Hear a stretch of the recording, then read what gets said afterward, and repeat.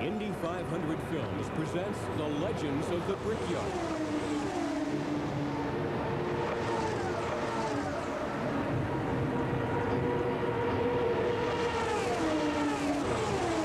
1981, a year in which, according to some, no one won the Indianapolis 500, but a year in which, according to the record books, another man joined the three-time winner ranks, but not until more than 4 months after the race had ended. Hi, everyone. I'm Bob Jenkins. And I'm Larry Newber. There has only been one brother duo to ever win at Indianapolis, and after 1981, each brother had claimed victory here 3 times. But in order for Bobby Unser to join his younger brother Al in that exclusive club, he had to do some pretty fast talking with his car and later with his attorneys. And so, with perhaps the most controversial finish at the Brickyard, we present the 1981 Indianapolis 500.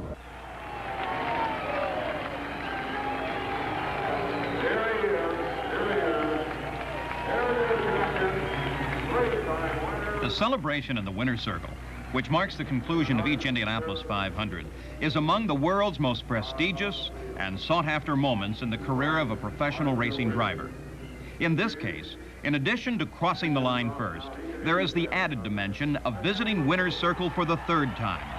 Considering then what you are seeing, it would be entirely reasonable to assume that Bobby Unser of Albuquerque, New Mexico, has just won the 65th annual Indianapolis 500-mile Speed Classic, and has, additionally, joined a select group of 6 drivers who have been victorious 3 or more times since the initial 500 back in 1911. If that is your conclusion, well, you're wrong. This man is the winner. His name is Mario Andretti of Nazareth, Pennsylvania, and he is unique among 500 champions. He did not qualify the car he drove. He started from the very last row. He did not pass under the checkered flag first, and he did not visit Victory Circle. Now, if all this is confusing to you, then come along and take a look at the events surrounding the running of the 65th annual Indianapolis 500. To begin with, there was a record 105 entries ready to compete for the traditional 33 starting positions. There were 7 former winners in the starting field, and 10 out of 22 rookies also earned the right to compete for a $1,600,000 purse.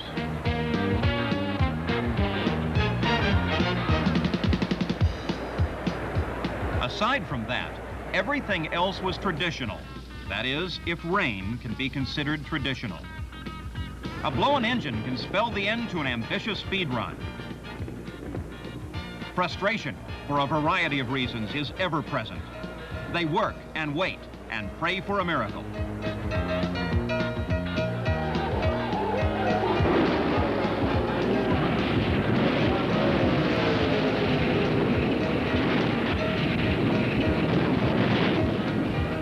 Sometimes the miracle is in staying alive.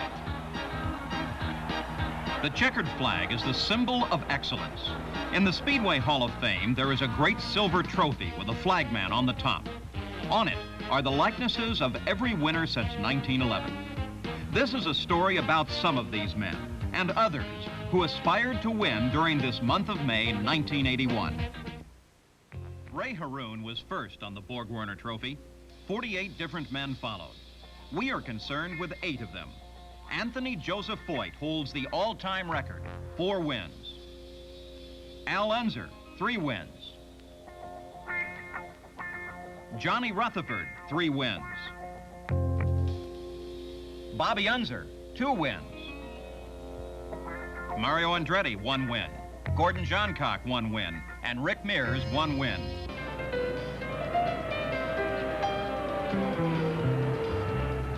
The charge to the first turn begins on May the 3rd.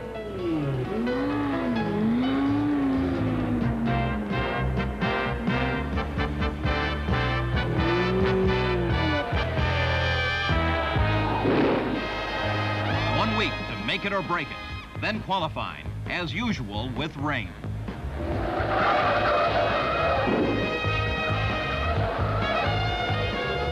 John Mailer slid 240 feet in turn 1. Jim Buick spun wildly around him to avert a collision. A.J. Foyt, the first qualifier, 196.078 average for the 10-mile run.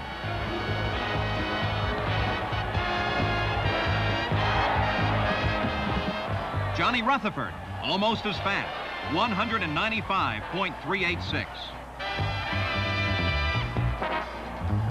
Al Unser, 192.719. Mario is due in Belgium for the Grand Prix, and rain has brought qualifying to a halt. Someone must qualify for him. In midweek, there are 5 days for sorting out the cars.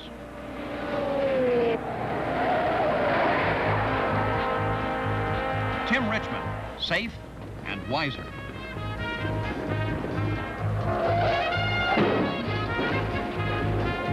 Steve Kinser's car had moderate damage. That was not necessarily his description.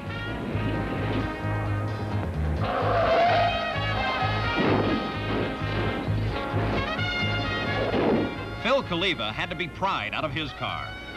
The second weekend of qualifying. Rookie Jose Legarza of Mexico City leads the parade at 195.101. That lovely lady is not his girlfriend, that's his mother. Teammate Jeff Brabham, 187.990. Over the 200-mile-an-hour mark, Bobby Unser has captured the pole position with an average of 200.546. No matter how fast retired driver Wally Dallenbach goes, Mario Andretti will still have to start the race in the last row. That's the rule. Australian Vern Schupan makes the field at 186.548. Then Gordon Johncock at 195.429. Over the 200-mile-an-hour mark again, but Tom Sneva is not eligible for the pole. Rick Mears, after blowing an engine earlier, makes the field with 194.018. Bill Kruger, fractured shoulder and ribs. Perhaps he'll make the 500 next year. Spike Gelhausen, just bruises, but he must also wait a year. The field is full. 20 years ago, Australian Jack Brabham came to the Speedway with a new rear-engine car. It was underpowered, but still within 5 years, the Indianapolis front-engine roadster went the way of the dodo bird as the new concept took over. In the week between second qualifying and the race, Jeff Brabham and his friend Vern Schupan visit the garage on the Speedway grounds where veteran mechanics Bill Sporley and Barney Wimmer restore yesterday's speed dreams. Jeff heard that his dad's old car was here for some minor work. Well, here it is, Vern. This is the actual car my dad drove here. Oh, what year was that? I think it was 1961. I think we must have been about 8 years old then. Gee, they've changed a bit since then, haven't they? Sure. This is a Coventry Climax engine. They used to use those in the Formula One cars. I think the engine's a lot smaller than what he was racing against. He used to pass them around the corners, but the big Offenhausers used to just blow past him down the straight. So I think he had a lot of fun. I can probably remember more about this than you. Probably. What are you doing? Well, I try to set the carburation a little bit. It's a little bit too rich. Well, it still runs, does it? It runs great. Would you like to drive it? Oh, are you kidding? I'd love to.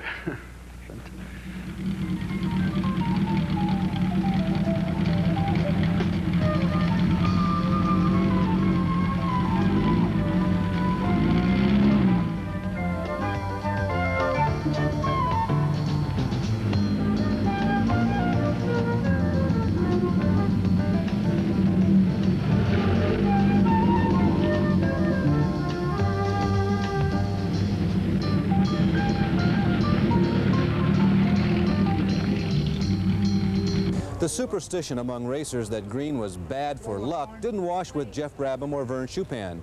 After taking a memorable ride in Jack Brabham's '61 Cooper, both Australians went on to finish the '81 race in the top 5. Sunday, May 24th, 1981. The day begins with a blessing. The early morning, belongs to the unsung heroes who rush back and forth, taking care of a million small details.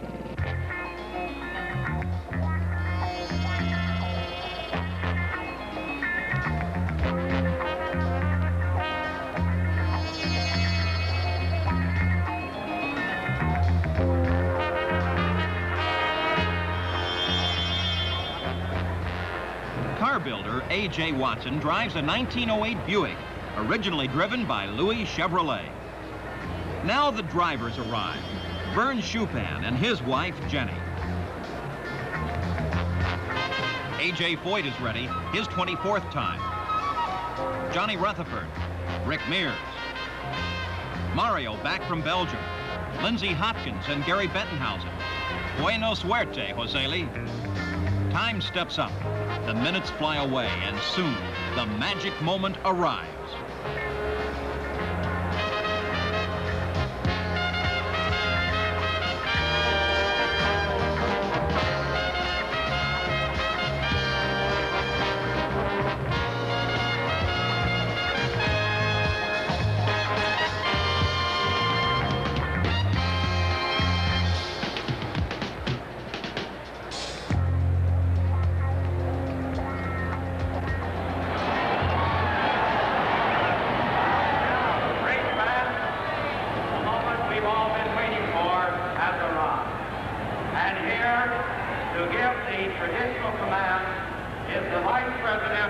of the Indianapolis Motor Speedway, Mary Coleman George.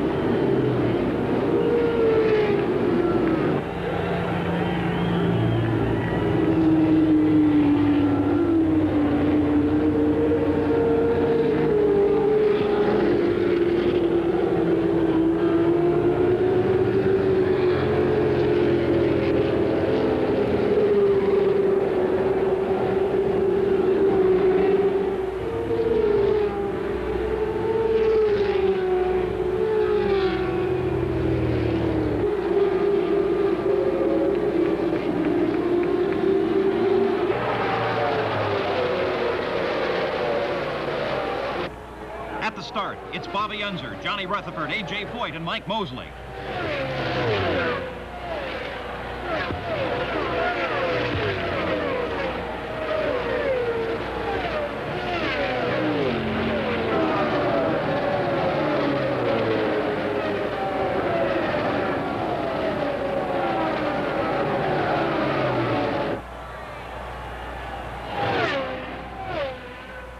It's still Bobby Unser, Rutherford, and A.J. Mario Andretti, after starting in the last row, is moving up to the front runners.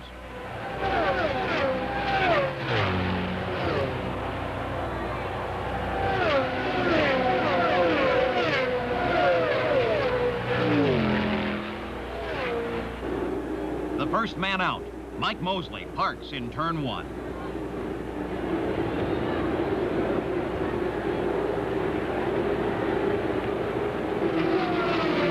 John Rutherford, a sheared fuel pump drive. Rick Mears is in for 18 seconds in the 27th lap. Al Unser, the first in a series of frustrating pit stops. Gary Bettenhausen keeps company with Al Unser.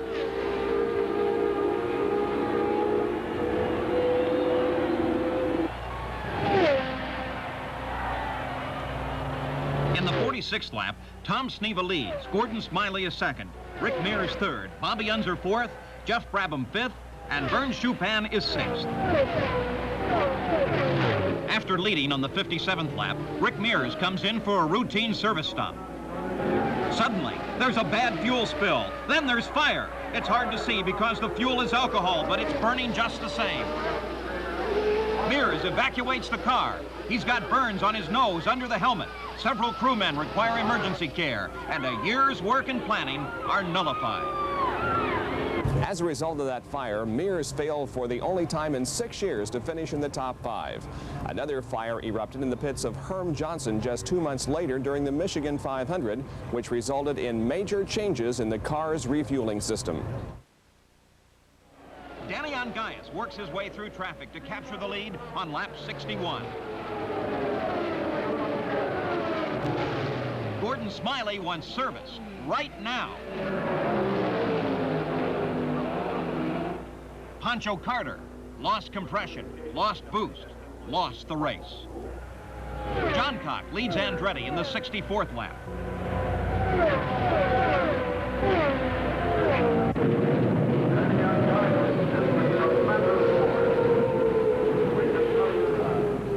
It is incredible that anyone could survive a flaming crash like this one.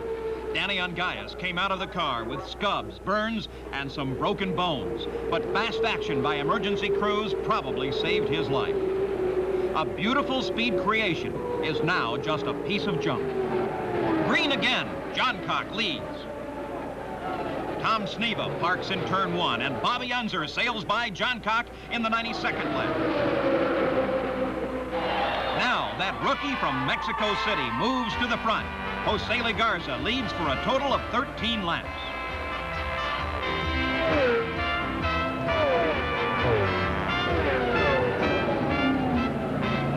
In the 132nd lap, Garza comes in. Here is a complete pit stop, fuel, and 2 tires in 26 seconds.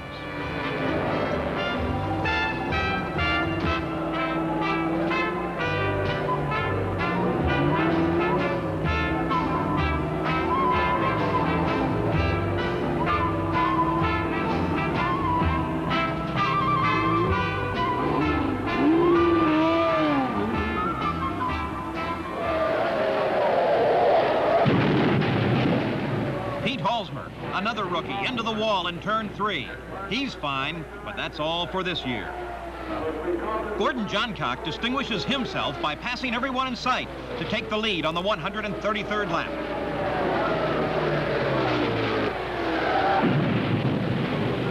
Then it's Jose Legarza. He rides it out, keeping his car against the wall until he can get it stopped without endangering other competitors. He's shaken, but he's okay. Almost on top of Garza's accident, Gordon Smiley ends the race in turn 4. Now it's the 150th lap for Bobby Unser. He must make one other pit stop between now and the end of the race. So must Andretti. The race is under the caution light. Unser passes other cars while falling back into line. But so does Andretti. This was the start of the controversy that cost Unser the race. In the 152nd lap, Vern Chupin takes 10 seconds of timeout for fuel. He's running 4th. There's a wheel loose on the track. Kevin Cogan, his car running on 3, comes in to see if someone in his pit has a spare so that he can finish the race. The seconds tick away as the crew inspects the right front hub for damage.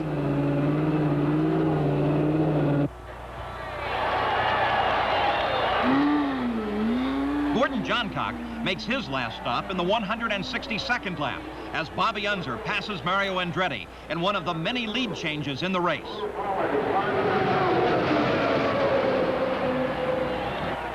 Tom Bigelow steps out of his car in turn 1. Johncock passes Andretti for second. Andretti seems to be slowing down. In the 177th lap, Unser and Andretti both make their final pit stops. Johncock is out in front. Scott Brayton coasts to a stop in that very exclusive and expensive turn 1 parking lot. Unser leads Johncock, Mario 3rd, Chupin 4th, and Foyt calls it quits on the 180th lap. Suddenly, Johncock is coasting. He's out of fuel, and Mario moves up into second spot. 1981 produced a tough battle for Rookie of the Year honors. 3 new drivers that year still run today. Jose Legarza, Kevin Cogan, and Scott Brayton have all left their marks in the trials and triumphs of the Brickyard. Well, that's the way it finished. Bobby Unser got his 3rd Indianapolis checkered flag.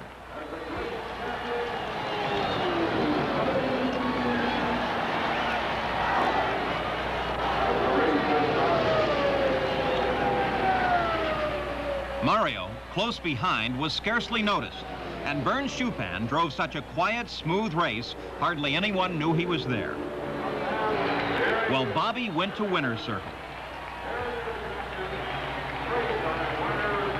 And Mario, in second, had accomplished the almost impossible, driving from last row to second.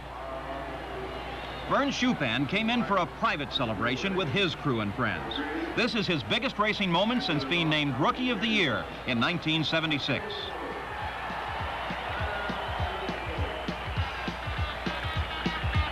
Kevin Cogan is fourth, in spite of losing that wheel.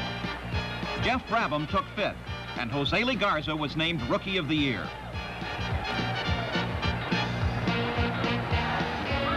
But even while Bobby Unser savored his third Indianapolis victory, rumors of a pending protest were heard.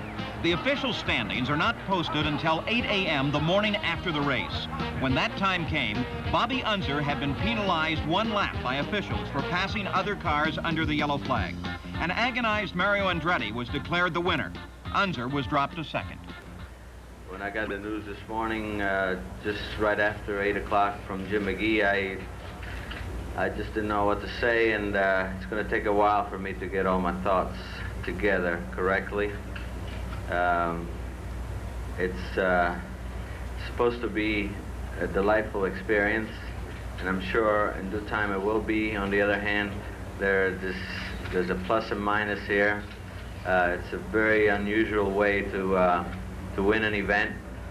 All I can say is that I've also had it taken away from me. Precisely the Italian Grand Prix in 1978 was taken away from me because allegedly I jumped the line at the start. In my own mind, all I can say to feel better that it evens that score, but certainly doesn't make Bobby feel any better. The unfortunate thing about that is that he went through all the hoopla, all the beautiful things that a winner experiences in victory lane, and then it was taken away, and then the victory is given to me, and I will never get to experience that myself. The winner of this race will never be established to everyone's satisfaction.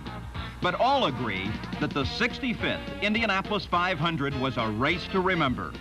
A bittersweet victory shared by two men and composed of equal parts of glory and agony. Well, Mario Andretti reigned as a two-time winner of the 500 for only 138 days. On October 8, 1981, an appeals board changed Unser's penalty to a heavy fine and redeclared him as the official winner. And in doing so, he became the third three-time winner in just 4 years and the third straight driver to win from the pole. And while Andretti's second-place finish was of little consolation, he became the second straight driver to charge from the back row to the runner-up spot. Rookie of the Year honors went to Jose Lee Garza despite a fourth-place finish by Kevin Cogan. Unfortunately for Cogan, his brilliant first-year drive is often quickly forgotten after his disastrous start the following year.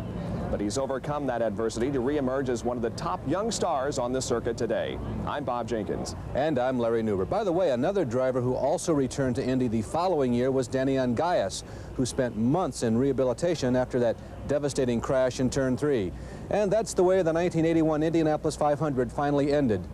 We still think. Be with us again for more of the Legends of the Brickyard.